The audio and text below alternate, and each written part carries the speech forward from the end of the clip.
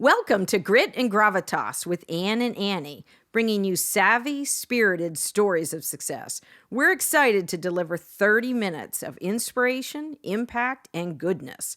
We'll be bringing you guests and friends from around the country who have very special work and personal journeys. I'm Ann Deeter Gallaher, your co-host with Annie Carnathan, and this is Grit and Gravitas. Let's go.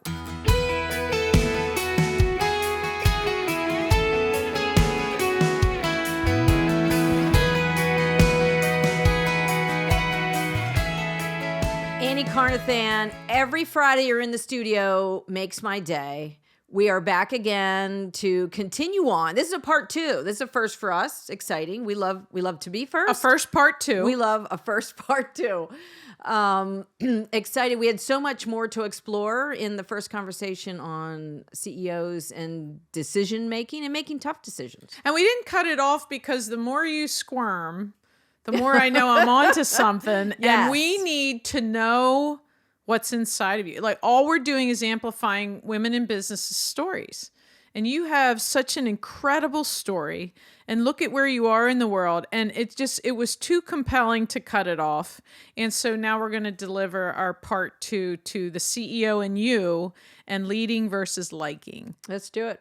I read a good story about this, and we'll end this episode on this, that a boss was having a difficult time firing an employee. It wasn't working out.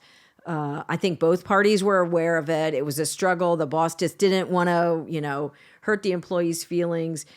And it was revealed that the longer the boss didn't let the person go, it prevented that person from growing into the seat that they needed to be in. So you're really harming, you're not helping. By maintaining a situation that's not productive or efficient for either party, you're preventing this younger employee from shining in what would be their opportunity. Let them go. Say, you really need to invest and find the best opportunity possible, and it is not here. And so sometimes what we think we're helping and we're emotionally invested, we're really just preventing the inevitable, and they're missing time, and we can't get that back. And that's amen. Amen, amen, amen. And I say two things to our leadership group. There should never be a day where that's any type of enjoyable conversation to say you can't work here anymore. It's the converse of that. Yeah. We've tried everything we can do to make your heart sing. Right. And we're not able to fit each other. Yeah. Right. It's as much about the company not having a place, right, for you and you not being happy in the place to shine. And when you look at it that way, regardless of why, I do believe I'm making that adjustment for them to go find. And that's a tough decision to make, but brutal. You have to. It's brutal, but you do have to. And when we talk about, setback comebacks all the time, what was then Clear Channel, which is now iHeart, for the second time said, you're not running this group. And honestly, Ann, I was just next rung. Yeah. Wait a minute, what? And there wasn't a why. Yeah. There wasn't a, here's what you would have to, okay, I'm a big girl. I have to do. So the first time, shame on them. The second time, shame on me. Because it became crystal clear. Right.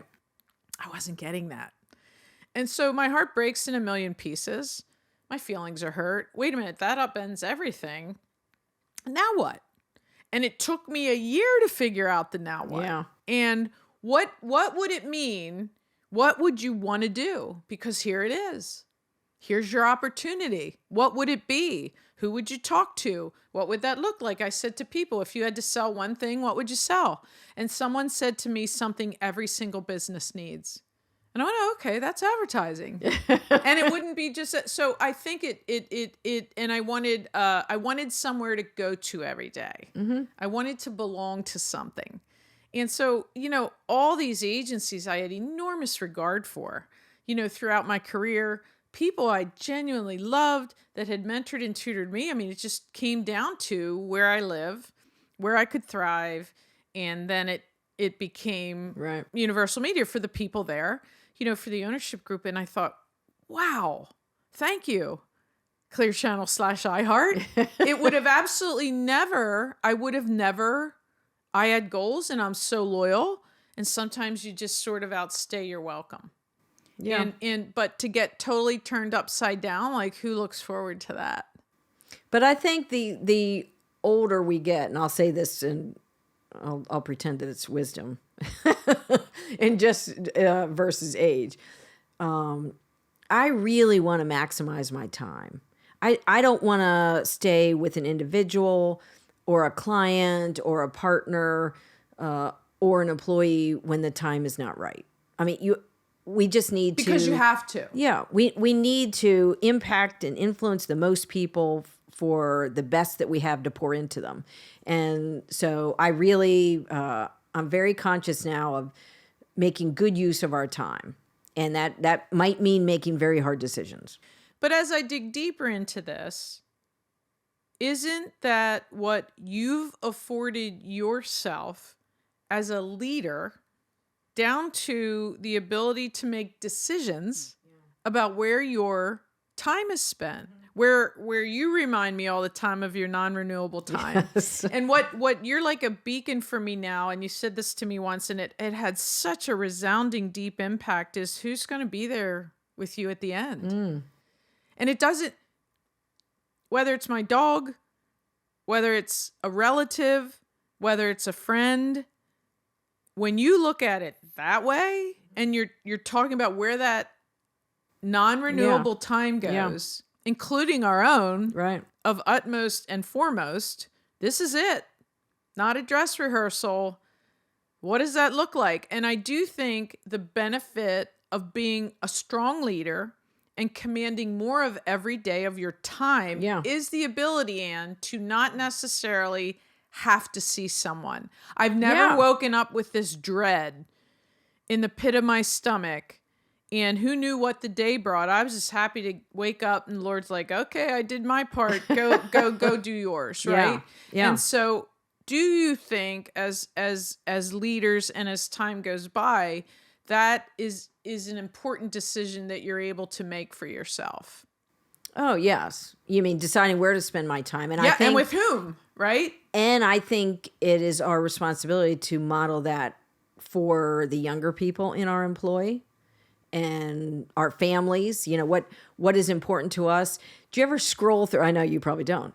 Scrolling through Instagram, and I'll suddenly think, why am I watching someone else live their life? Why exactly would I do that? That's profound, and that's a business vitamin. I don't know how you'll turn that Why around. am I wasting my time watching what they're doing with their family instead of putting down the phone and going and doing something with my grandkids or kids? And how many of those people are going to be there at the end, and do you really care about? Yeah. Right? And I'm not, because we're in the business of social media as well. There are innumerable benefits to being in that space. And we do that for clients and we do that for ourselves. But the mindless scrolling, almost 23 out of 24 hours a day for many people, which is it's an addiction for some. The iPhone has become an attachment. Part of the byproduct of isolation. And there are great benefits to that, but there are some, now the data is coming out on that. There are some mental health detriments to that. So I think when you're able to just step back for a hot minute and say, why exactly, examine yourself. And that's a leadership trait too. Are we able to be honest with ourselves? Do we surround ourselves with people that tell us the truth? We've shared stories of that. You've got to surround yourself with people that say, Ann, that's not the best decision. I don't understand that rationale. And I also like to we're working with a client now, and we've had lots of conversations around unintended consequences. So that could be in the opportunity loss category. But if we do what are we not seeing? What is the unknowable? The pandemic for every company and family was an unknowable. We thought that was science fiction. Well, it wasn't. What's an unknowable? What's an unthinkable? And we try to prepare for those things as a leader. And that's, whether you're in the military, whether you're in corporate America or small business, what am I not in our strategy? And we do crisis PR, so this is probably more commonplace for us than most. What are the top 3 unknowables? What would we prepare for in the next 6 months, the next 18 months in our business growth? And then you start to write scenarios, but that takes decision making. And that's, to me, thought leadership of the highest caliber. When you think of someone not like you thinking with someone like that, that's extraordinary. And and I always say this, it's an inside job. What is your inner fortitude? And are you brave or are you acting brave? Someone has to decide, right? And when you become a decision maker who decides, right? There's buckets of risk, collateral damage. What's the worst it's gonna? And I try to visualize all of it. Right. So then regardless of what path it goes down, I'm like, oh yeah, I thought of that. I'm there. And then sometimes you're like, you can't make this stuff up. And you're like, oh, I didn't see that coming. Right. But that's life too. And nothing really knocks me for a loop that I'm not able to get back up from. I'm working with a leader who, and I've worked with for a long time, but this person's demeanor and leadership skills, and it's common in many leaders, certainly not all leaders, but this person just naturally de-escalates. The presence, so this would be the gravitas, right? The presence, the response, the language, the personality is a natural leadership attribute to this individual. And I love being around them. I love watching their skill at work. And I've learned a lot. And it's very interesting how this person will set a tone. And so when you're trying to plan out what's an unknowable, what's an unthinkable, sometimes the message is the messenger. So when a leader gets up, they can calm a room and they can prepare to march through an unknowable situation by their leadership aura. I think that is elevated to a gem. That's not a business vitamin. That's elevated. And to you've been around people like that, I'm sure. Yeah, but this is to me exactly what conversations like this mine. Yeah. Right. Like that's profound.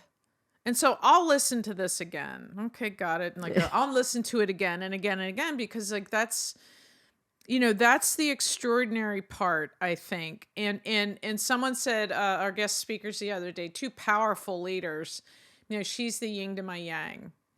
And our CFO is completely the calm to my, and it's a volatility of me. It's the impulsiveness of me. Yeah, but it's your passion. And then people want to sign up. That's right. Fight every battle and follow me along. And sometimes it's just like... Before they know, they ran off the cliff. The CFO is saying, wait, there's a cliff. And this calm and this quiet just to listen. And look, he's in the middle of 2 alphas. Yeah. And he's constantly having to navigate. But you need that. You need that ballast. Which was exactly your point. And it made me think of, who's my calm? Yeah. Who's my just, without saying a word. And then I run out of steam. Even I can only have a hot take for so long. And I go, oh, yeah. Because it's just like, and I'm still, okay, great. Yeah. Flatten that out. Yeah. Even that out. And that's co-leaders. But you need the energy and the vigor that we have, like that. We're the get it done people. And you also need the people in your wings that say, we're going to equalize you. And this is why this isn't the end of the world. And that's why, and my husband's one of them. We are so polar opposites. He's a chemist and I'm a language artist. So we're totally like, he'll challenge me and say, how did you arrive at that? Like, honey, I don't, I know you're in my closest inner circle, but he's my ballast. And I always think, oh yeah, you're right. okay, not quite the end of the world. We're gonna navigate. I'm gonna make a different decision based on your equalizing comment to me. Yeah, and I think that's that's tougher with my husband because as his mom said from the jump, "Ooh, you sound a lot alike." What does that actually? but I think more as time goes on, I'm like, what do you think about that? I was like, well, I think but here's what I think about it. Well, and both of our spouses are not in our specific industry. Maybe yours is a little bit. Mine is not at all. So it's a totally fresh, unfiltered opinion, which you really need equal numbers of those too, as well as those in my my employees. Obviously, they are deep in the industry and they'll bring know-how and knowledge. But Corey will bring a totally different, almost a customer's perspective. And how about that from someone who unequivocally you don't question at all, right? Anything about him wanting anything other than what's best for you. There's no intention to change an opinion or whatever. He's just saying this is my agenda. perspective. Yeah, this is my perspective. And you need that. Right. And I think too that part and parcel of this, right, is at points leaders can talk. And where are they showing up? Yeah. And I mean, is it at coffee for a one-on-one? Is it at the office because they know 6 people are having a meeting there? Is it on a rainy, cold night at the Salvation Army for an event that matters to other people in your life?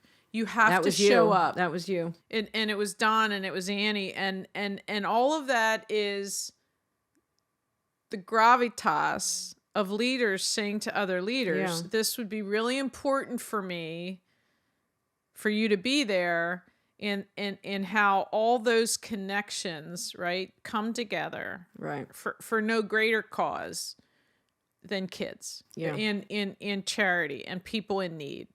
And when you look out at leaders, I think oftentimes there is like, here's the decision, but what does it mean for a leader to roll up their sleeves? Oh, yeah. Right. And show up. When it's inconvenient, when in their mind, maybe they feel like this isn't affecting my bottom line and it's not part of my strategy, but I want to support or I want to come alongside. And that was you guys. And I would like a breather. But you know what? And then I think too that a leader, like they have to be who you think they are. And for anyone you're leading, it's supremely important for me to not ever have them doubt who they think I am. Right. And that's different. That guiding principle, that is much, much, much, much different than currying favor or making sure they like me. Yeah. But that's a major distinction. And it's all the difference. And I just don't think a lot of women, right, that I know, because there's a ton of women in the world that I don't know, I've never met, I would love to meet. But the bottom line is that I see, I just am able to be more clinical, mostly because I think the confidence within me to know what's in my heart, to know what my faith is, but it doesn't in any part minimize the collateral damage when people aren't happy about it. Yeah. Or that decision. And then what? You have to just move on. You have to let it go. Right. And then you have to deal with them maybe in the next hour, maybe in the next minute, when you know they're not happy, when you know it didn't go their way, and now you have to lead again, as if that never happened. And I think that's just part and parcel of, getting knocked down and having to bounce back up. And I think let's take this leadership conversation a little sideways and we'll bring it into the nonprofit leadership. So what board members on Salvation Army and even the team laugh when I say this is the non-billable. Like when you say yes to a nonprofit, a board position, which is a leadership position, and you're impacting the organization, whether they're a $1 million budget or a $5 million, or maybe a very large, I don't know what United Ways is, multi-million dollar. And from, I unabashedly talk about that and try to bring everybody into my circle to introduce them to the great work for no monetary benefit whatsoever, for the significant benefit that you would see the great work and want to be part of that story. And you guys were gracious and you said, yes, we see what's going on here. We want to be good stewards. We want to know what's the ROI of this. What is the work? Who's it benefiting? And your hearts were tremendously full and generous, and you were blessed, and you came and participated. And you better sign up for an organization that you believe heart and soul in, or don't sign up. Well, and I as think a leader, it's do well by doing good. Yeah. And you're never going to tell me that that's not faith-based, or that there's not. And again, it's not, oh, you did this, look at the Lord's going to, gift you with this. It isn't that.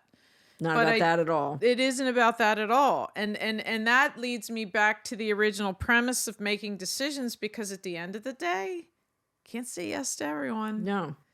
And the more it's amplified within any organization of a company that contributes, that tithes, that donates, the floodgates open. No, totally. And the enormity of the people who need help. Could you just do this? Yeah. Could you just do that? And so you're never going to say, I'm always the blessing and the curse. I think it's two sides of the coin. I think one comes with the other. I don't think they're able to be separated. Yeah. And that becomes very difficult to make the decisions that in that capacity, which isn't the business capacity, but in that capacity to say it, to make a decision that's going to, in a linear way, make someone really unhappy. Mm-hmm. And so is it joyful to make that decision? Mm-mm. It's the opposite of that, right? Especially in the capacity of your heart. Yeah. And so, and that's my point with decision making. And leaders have to make decisions, but for X amount who's happy, there are X amount who's sad, and look at the outcome of that, whether it's a gotcha, whether it's an I told you so, whether it's, my gosh, what was she thinking? And so I do think that the enormity of the responsibility as a leader is making decisions. But to your, what I'm thinking of, it is not our responsibility in leadership. We cannot be responsible to control each other's happiness. So for the people who are unhappy with the position we've taken, or just say leaders in general, I am not in charge of other people's happiness. And I can't, and I lots of times, especially family, I want to take it upon myself. Like I want to fix this. We talked about this earlier. We're fixers by nature, but I can only make the best decisions for the best impact. And there will always be somebody that will be unhappy. And we have to, at the end of the day, just have to settle in with that knowledge. And know it and be aware of it. And so what does that tell me? Because you aren't responsible for my feelings, and I'm not responsible for yours, but I care about them.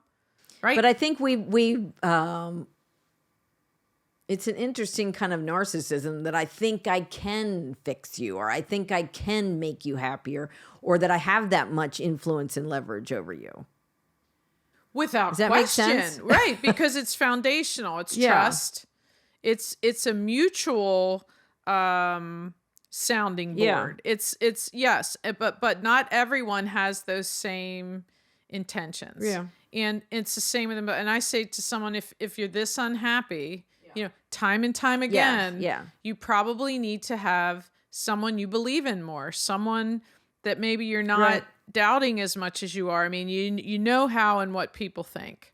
I think it's not reality to think a leader doesn't understand what people are saying, right? Or they're trying to be lobbied or whatever for a certain decision. My entire premise to this, Ann, and what I really wanted to, and now it's 2 shows, right? So it's a 2-parter, is essentially say there's not anyone in any capacity working that is going to move ahead if they're not making decisions. Oh, absolutely. And that was Seth Godin's premise, right? We're all decision makers. It's the CEO of you. Mm-hmm. and it's the CEO of me. We just happen to be CEOs. But what is the path for you to be a leader if you want to be a leader, but know what is inherent in leadership? Right. And how do you want to say there's a difference between me and the decision I make? Mm-hmm. Because it's sort of together, but at the end of the day, it's a decision Right. on behalf of a ton of people that aren't me. And what do we do when we look in the mirror? And I think, to your point, women are bigger fixers. Mm-hmm. I think a man is really. I mean, that may be a belaboring. generalization. I realize that, but It may many women I know and this is have we're a women. desire Right. to right the ship, fix things, and in our families, first and foremost. If our child is hurt, we rush in and we're going to fix it. The older they get, we can't fix everything. And sometimes those decisions they've made, they will have to fix themselves and live with, and there might be consequences involved with those decisions. And it's better that we don't swoop in and fix those. We can't fit. That's their learning curve for leadership. That's how they are there. So that's our third episode. Well, and life Teaching isn't them fair. that, yeah, right. And It is decisions not. aren't fair. Well, that decision wasn't fair. Well, that's your lens, right? And it very, very well may not have been. But that's life. But back to that, I hope more people will volunteer for leadership positions in the for-profit and the not-for-profit world. The not-for-profit world on the way up is a good opportunity to test your leadership skills and figure out what your character qualities are and where your skills can shine. And then realize, you make the decision and then you put 100% of yourself behind it, not 110. If anybody had 110, it would be you. And then you don't look back. We can't look back. Can't look back. So that is wasted time. Yeah, there's no road Go back. forward. Yeah. The road is forward, out your windshield. That little rear view mirrors just sort of peek every now and then to know what's back there. But my entire premise to this is, if you don't want to lead, if you forevermore want to be an A to B person, absolutely nothing wrong with that. No, we need that. We need that. And so somebody, high performer, high potential, they're a high performer, but they sort of reach their ceiling. Great, because they're awesome at it, right? Not everyone has to be a high performer, high potential. That's why you're identifying talent. Mm-hmm. Who do you have to grow? What does that look like? So we gobbled up 2 episodes. And Colin may need you to intro and bridge those, but I do think that's really compelling. And this whole idea of everyone liking you, when you reverse that, just reverse it. Do you like everyone? Mm-mm. I love that. I love that insight. It's That's that a business simple. vitamin. And again, why doesn't everyone see it that simply? Yeah. Right? We cannot. There's not enough people that we're going to meet that we genuinely do like. Let's move on past the people. We put up a lot of barriers to ourselves and our own success, and that's one we can remove that right now. We don't love everyone. Don't expect them all to love you. And if that's not a whopping business vitamin, that's a multivitamin for these 2 shows. Ian Gallaher, thank you for the Salvation Army. Thank you for the ability to know what that's about and to contribute. And I mean that sincerely. And cheers to our Keystone Award. Thanks to all the listeners and subscribers, and looking forward to more High Gear Days with you. We're doing well by doing good. Have a great weekend. Cheers. Thanks for listening. It's our desire that these stories will bring energy, ideas, and fresh thinking that you can use today. Subscribe to our podcast and follow us on Instagram, and have a high gear day.